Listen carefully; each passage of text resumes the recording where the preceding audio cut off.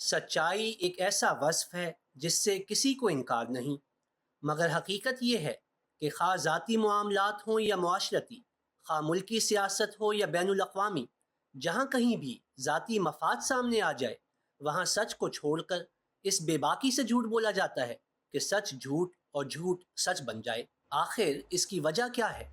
हज़रत खलीफतुल मसीह ख़ामिस अय्यदहुल्लाहु ताला बिनस्रिहिल अज़ीज़ बयान फरमाते हैं कि इसकी वजह खुदा ताला पर ईमान की कमी है। हुजूर फरमाते हैं कि यह झूठ ही है जिसकी वजह से अज़दवाजी रिश्ते टूट जाते हैं, बच्चों की तरबियत पर बुरा असर पड़ता है, कारोबारी रिश्तों में रखना पैदा होता है और बैनुल अक़वामी सतह पर भी इसकी वजह से अमन उठ जाता है। बस हर अहमदी का फ़र्ज़ है कि वो खुदा ताला पर अपने ईमान को मजबूत करे, सच्चाई का दामन हरगिज़ हाथ से न छोड़े, खा कैसा ही नुकसान क्यों न होता हो।